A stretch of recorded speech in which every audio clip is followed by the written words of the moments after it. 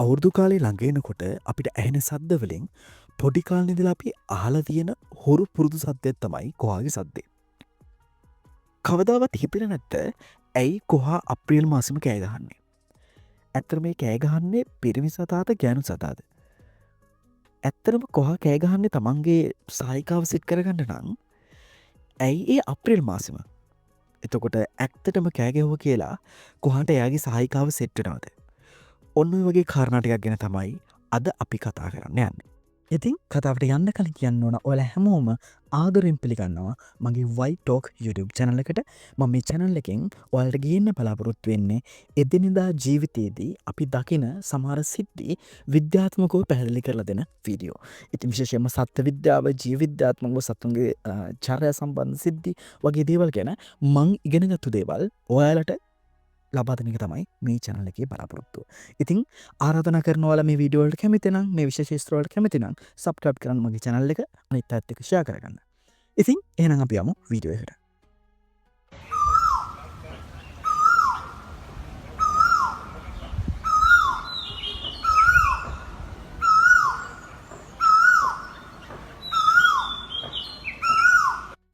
ඇත්තටම කොහෝ කොහෝ කියලා මේ සද්ද දාන්නේ පිරිමි කොහා. ඒ කියන්නේ අර ටීවී එකේ පෙන්වන ලාදු මුරු පාට නැත්තම් කළු පාට ඇඟේ සුදු පාට තීරු නැත්තම් සුදු පාට පොල්ලි පොල්ලි තියෙන සතාද? නෑ. ඇත්තටම පිරිමි කොහා ඒ කියන්නේ කොහෝ කොහෝ කියලා සද්ද දාන්නේ කොහා කළුම කළු පාටයි. මේ ඉන්නේ පිරිමි කොහා. එතකොට අර සුදු පාට ඉරිදි තියෙන නැත්තම් සුදු පාට පොල්ලි පොල්ලි තියෙන සතා ඒ කොහාගේ ගෑනු සතා. ඒ කියන්නේ කිරිල්ලි. එතකොට එයා කොහෝ කියලා කියන්නේ නැත්ද? ඇත්තටම එයාට මේ අවුරුදු කාලට ඇහෙන කොහෝ කොහෝ කියන සද්දෙන් කෑ ගහන්න බෑ. එතකොට එයා ගොළුද? ඒ කියන්නේ එයාට සද්දයක් දාන්න බෑද? නෑ. එයාට සද්දයක් දාන්න පුළුවන්. බලන්න මෙහෙම සද්දයක් අහලා තියෙනවද කියලා. ඔන්න ඔය වගේ සද්ද තමයි කෙවිලිය දාන්නේ. මං හිතනවා ඔයාලා අහලා ඇති කියලා. සාමාන්‍යයෙන් කෙවිලිය නැත්නම් අපි කියන කොහාගේ කිරිල්ලි දාන්නේ මෙන්න මේ වගේ සද්ද. ඒ ප්‍රශ්නේ හරි. ඊළඟට ඇයි පිරිමි කොහා මෙහෙම අවුරුදු කාලෙට ඉවරයක් නැතුව දිගටම කෑ ගහන්නේ? ඇත්තටම ඒකට හේතු දෙකක් තියෙනවා.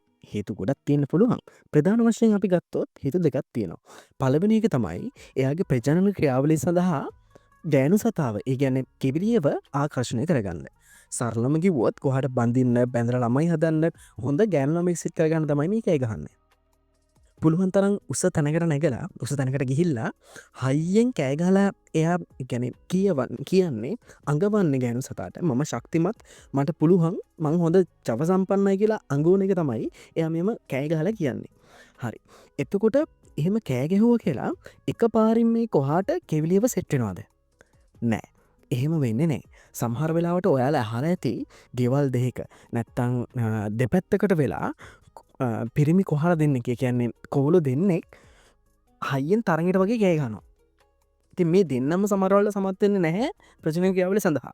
ඒ කියන්නේ ගෑනු සතා මේක අහන් ඉඳලා හරියට ස්ට්‍රෝංව සද්දෙන් කෑ ගහපු එක්කෙනාව තමයි කෙවිලිය එයාගේ ළමයි හදන්න තෝරගන්නේ. හරි. එතකොට එහෙම තරගයක් නැත්තම් අපි හිතමු ඒරියා එකක් තියෙනවා, මේ ඒ ඒරියා එක රන් කරන්න එක පිරිමි කොහයි. එක කොහයි ඉන්නේ. සමහර වෙලාවට ඒත් ඒ කොහා සමත් වෙන්නේ නැහැ ගෑනු සතාගේ ආකර්ෂණය දිනාගන්න. කියන්නේ ගෑනු සතාව ආකර්ෂණය කරගන්න එයා සමත් වෙන්නේ නැහැ. ඒකට හේතුව තමයි සමහර තරුණ කොවුලන්ට පළවෙනි වතාවට, ඒ කියන්නේ පළවෙනි සීසන් එකේ එයාලා කෑ ගහද්දී එයාලගේ සද්දේ සමත් වෙන්නේ නැහැ ගෑනු සතාට දැනෙන මට්ටමකට දන්න විදිහට සද්ද කරන්න. ඒ කියන්නේ එයාලගේ සද්ද එච්චර ස්ට්‍රෝං නැහැ. අන්න ඒ වෙලාවට එයා ඒ වගේ කොවුලෝ රිජෙක්ට් වෙනවා. එතකොට පිරිමි කොහා නවතිනවද?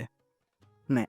පිරිමි කොහා මේ බිහේවියර් එක, මේ කෑ ගහන එයාගේ චර්යාව එයා ඉගෙන ගන්නවා. ඒ කියන්නේ මේ අවුරුද්දේ එයාට අර මට්ටමට හරි ස්ට්‍රෝං විදිහට නිශ්චිත මට්ටමට කෑ ගහන්න බැරුව ගියොත් එයා මේකෙන් ඉගෙනගෙන ඊළඟ සීසන් එකේදී ඊට වඩා හොඳට කෑ ගහනවා. නැත්තම් ඊට පස්සේ සීසන් එකේදී ඊට වඩා හොඳට කෑ ගහනවා. මේක සැරින් සැරේ එයා ඉගෙන ගන්නවා. ඉගෙනගෙන ගෑනු සතාව ආකර්ෂණය කරන මට්ටම වෙනකං එයා දිගින් දිගටම මේක ඉගෙනගෙන මේ කෑ ගහන ක්‍රියාවලිය කරනවා.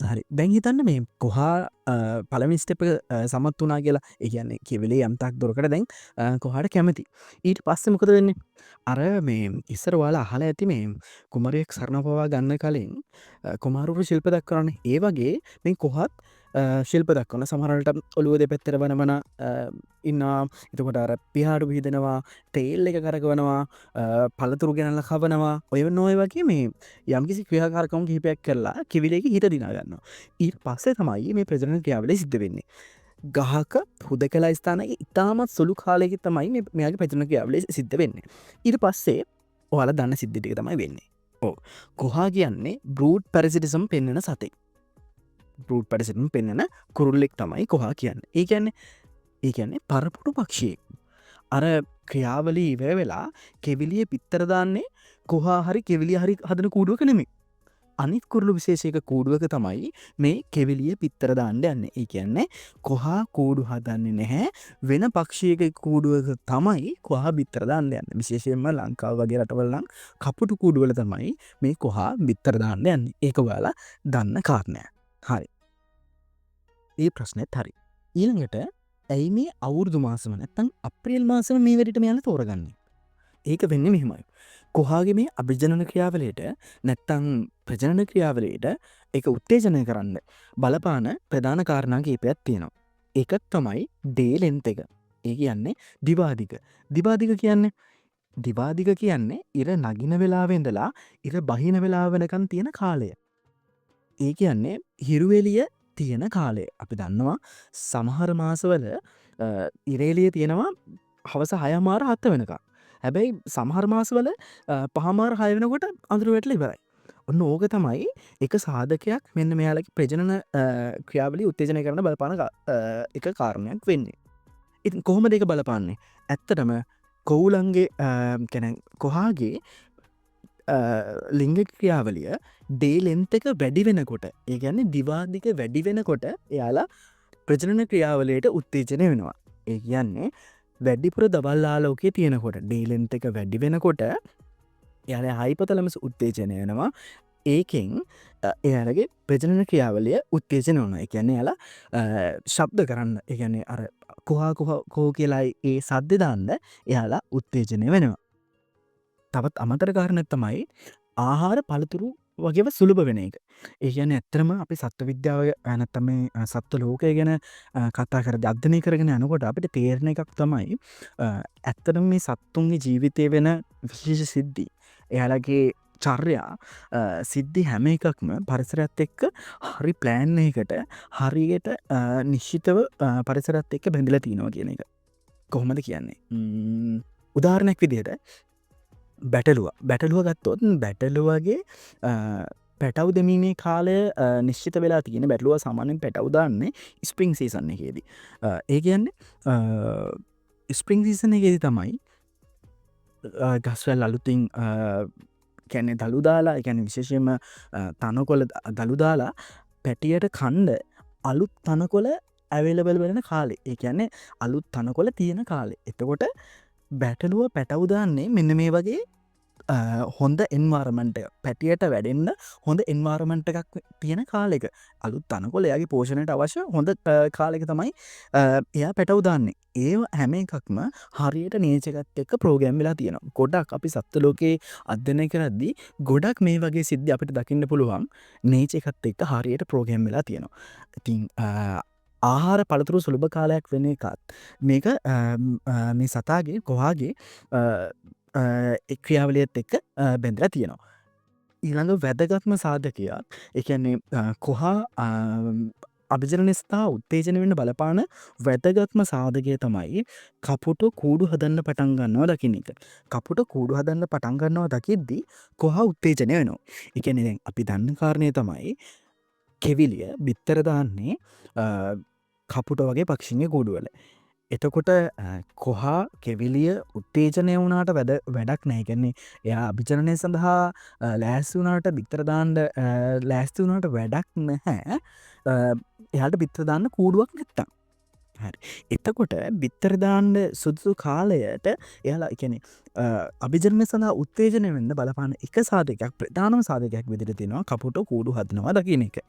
හරි. එතකොට සාමාන්‍යයෙන් එයාලා ලිංගිකව එකතු වෙලා කපුටගේ කූඩු බිත්තර දානවා. සාමාන්‍යයෙන් කපුටෝ කොහාත් එක තරහයි. මෙන්න දැන් ඔන්න බිත්තර දාන්න ලං වුණු අවස්ථාව වගේ එනකොට පිරිමි කොහා කපුටු කූඩුව දිහාට ගිහිල්ලා කපුටන්ගේ අවධානය වෙනස් කරන. ඒ කියන්නේ කොහාව දැක්කහම කපුටෝ එලවගෙන ඇවිල්ලා පහර දෙන්න යනවා. ඒ කියන්නේ ඒ තරම් තරහක් තියෙනවා කියලා තමයි කියන්නේ. අන්න ඔය අවස්ථාවේදී කපුටෝ කොහා පස්සේ පිරිමි කොහා පස්සේ හඹා යන අවස්ථාවේදී කෙවිලිය ඇවිල්ලා බිත්තර දානවා කියලා තමයි කියන්නේ. සමහර අවස්ථාවලදී මෙන්න මේ ස්ට්‍රැටජි එකත් එයාලා පාවිච්චි කරනවා මේ කපුටු කූඩුවේ බිත්තර දාන්න. හරි. එතකොට ප්‍රධාන කාරණා කීපයක් අපි කිව්වා. වේව් එක වැඩි වෙන්න ඕන. ඒ කියන්නේ දිවා දිග වැඩි වෙන්න ඕන. පළතුරු ආහාර බහුල වෙන්න ඕන. ඒත් එක්කම වැදගත්ම කාරණය කපුටු කූඩු හදන්න පටන් ගන්න ඕන. ඔන්න ඔය කාරණා තුනම අප්‍රේල් මාසේ සිද්ධ වෙනවා. ඒ කියන්නේ මේ අවුරුදු මාසේ සිද්ධ වෙනවා. දිවා දිග වැඩි, ඒත් එක්කම පළතුරු වගේ ආහාර සුලභයි, ඒත් එක්කම කපුට කූඩු හදන්න පටන් ගන්නවා. අප්‍රේල් මාස වෙනකොට කපුටත් කූඩු හදන්න පටන් ගන්නවා. ඔන්න ඔය කාරණා කීපයම සහ මීට අමතරව තවත් කාරණා ගොඩක් තියෙනවා. ඔන්න ඔය ප්‍රධාන කාරණා කීපය සම්පූර්ණ වෙන හින්දා තමයි ඇත්තටම කොහා අප්‍රේල් මාසෙදී කෑ ගහන්නේ. එතකොට මේ කාරණා ටික වෙනස් වුණොත් මොකද්ද වෙන්නේ? හරි. හිතන්න දෙයක් තියෙනවා. හිතලා ඔයාට හිතන දේ කමෙන්ට් එකක් විදිහට දාන්න. මං කිව්වා අප්‍රේල් මාසෙම නැත්තම් අවුරුදු මාසෙම මෙහෙම කොහා එක දිගට කෑ ගහන්න හේතු කීපයක් තියෙනවා කියලා. දැන් මේ කාරණා ටික ඔයා දන්නවා. හැබැයි සමහර අවුරුදු වල අපිට ජූනි ජූලි වගේ වෙන මාසවලත් කොහා කෑ ගහනවා එනවා. හිතන්න ඇයි එහෙම කොහා කෑ ගහන්නේ? මං කිව්ව කාරණා ටිකත් එක්ක හිතලා ඔයාට හිතන දේ කමෙන්ට් එකක් විදිහට දාන්න. අපි වැඩි විස්තර කතා කරමු කමෙන්ට් බොක්ස් එකේ. හරි. ඊළඟට මං එක පාටක් මිස් කරා. මතකයිද? මතකද මං කිව්වා පිරිමි කොහා මෙහෙම කෑ ගහන්න ප්‍රධාන අරමුණු දෙකක් තියෙනවා. එකක් තමයි එයාගේ කෙවිලියව ආකර්ෂණය කරගන්න. අනිත් එක මං කිව්වේ නෑ නේද? අනිත් එක තමයි පිරිමි කොහා මෙහෙම උස ගහකට ගිහිල්ලා කොහෝ කියලා කෑ ගහන එකේ අනිත් අරමුණ තමයි එයාගේ ටෙරිටරි එක මාක් කරන එක. ඒ කියන්නේ එයාගේ සීමාව මාක් කරන එක. ඒ කියන්නේ අනිත් පිරිමි කොහන්ට කියනවා මේක මගේ ඒරියා එක කියලා. ඒ ඒරියා එකට ඇතුළු වෙන්න එපා කියලා. ඒ කියන්නේ එයා එයාගේ සීමාව මාක් කරන්නත් මෙයාගේ සද්දේ උපයෝගී කරගන්නවා. ඇත්තටම සත්තුත් එහෙම මිනිස්සු වගේ වැටවල් ගහගෙන තමන්ගේ සීමා ලකුණු කරගන්නවද? ඔව්. සත්තුත් එහෙම තමන්ගේ සීමා ලකුණු කරගන්නවා. එතකොට මොන වගේ සත්තුද මෙන්න මේ වගේ තමන්ගේ සීමා ලකුණු කරගන්නේ? මොන වගේ උපක්‍රමද එයාලා පාවිච්චි කරන්නේ? අපි ඊළඟ වීඩියෝකින් කතා කරමු එක එක සත්තු වර්ග එක එක සත්තු විශේෂ තමන්ගේ සීමා ලකුණු කරගන්න පාවිච්චි කරන උපක්‍රම. එහෙනම් යන්න කලින් ඔයා මේ වීඩියෝට කැමති නම් වීඩියෝට ලයික් එකක් දාන්න. සමහරවිට මට වඩා ඔයා මේ ගැන ගොඩක් විස්තර දන්නවා ඇති. ඔයා මේ ගැන හොඳට ඉගෙනගෙන ඇති. ඉතින් ඔයා දන්න දේවල් මේ වීඩියෝ එකේ කමෙන්ට් එකක් විදිහට දාන්න. අපි එකකින් ඉගෙන ගමු. අපි තවත් මේ ගැන කතා කරමු. ඒත් එක්කම ඔයා මේ වගේ වීඩියෝ වලට කැමති නම් මගේ channel එක subscribe කරන්න. අපි ඉස්සරහට මේ වගේ සත්ත්ව ලෝකයේ සිද්ධ වෙන එදිනෙදා ජීවිතේ අපි දකින පරිසරයේ සිද්ධ වෙන දේවල් ගැන විද්‍යාත්මකව කතා කරමු. ඉතින් අදට ගිහින් එන්නම්. ඔයාලා හැමෝටම සුබ සන්ධ්‍යාවක්.